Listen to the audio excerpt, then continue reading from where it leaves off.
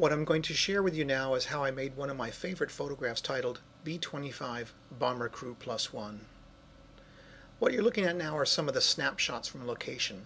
This vintage B-25 bomber from World War II flew up to Eagle Field for a 50-year anniversary of the airport itself. The great advantage of being at this location was I was able to borrow somebody's dummy 500-pound bomb. There were several vintage Jeeps that were restored with Mach 50 caliber guns.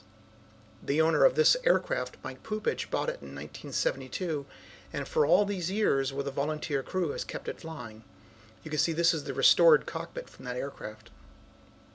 These are some of the volunteer crews themselves helping me move fake bombs, airplanes, and all these things into position.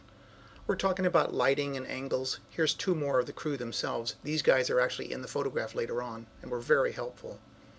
On location you have to be pretty flexible. In this case I'm using a tow tug as the base for my tripod to get high enough up. I'm pretty limited in terms of all the toys and gadgets I can bring with me and budgets. These were all done with volunteers. As this shot shows, I'm looking through the camera toward the aircraft pretty much close to the final composition, and this is the final composition here. This shot was done far after sunset, but the long exposure makes it look brighter. I also underexposed to get that last little bit of twilight on the left side of the horizon, which I will use later in the picture. Switching my camera color balance over to tungsten now, I'm exposing some of the ground and picking up some detail and texture. You can see the sky goes super blue because it's not balanced for tungsten. What you're looking at are separate various exposures I did of the aircraft itself. I am literally walking and crawling all over the aircraft to pick up different parts of it in terms of lighting. That streak you see in the frame is the head of the big flashlight moving across the photograph over about a 10-second exposure. It looks like a snake or a streak of lightning bolt.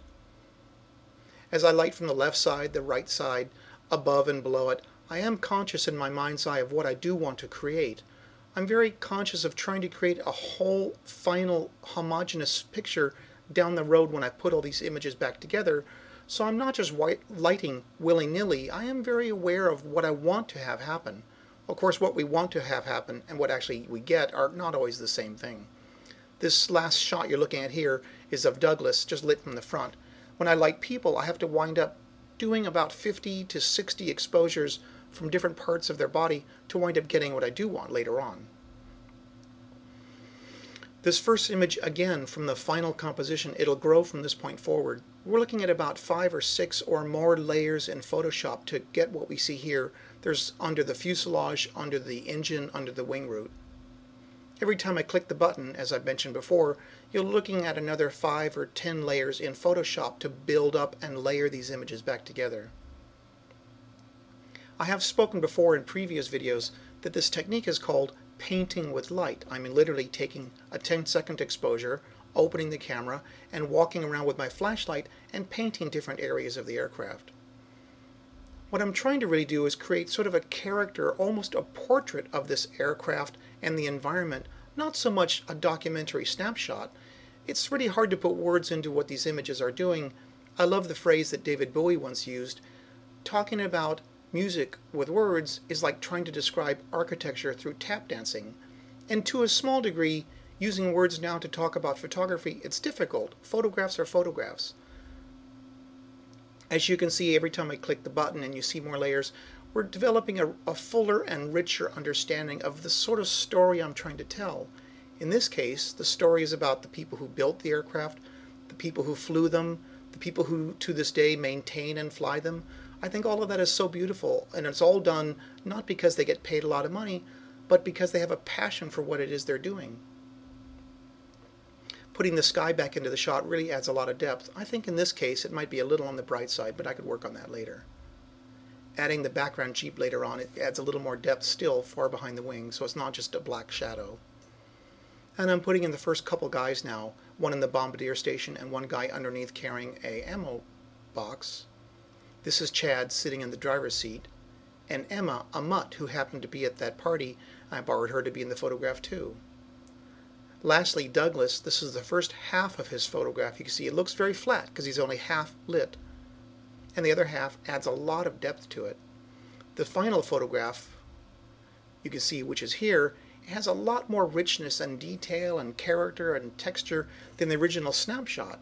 And it's interesting to look at this shot and look at this shot and realize it's basically the exact same thing. Virtually the only difference, other than the inclusion of 3 guys and a dog, is the lighting. It's kind of wild, and I love that aspect.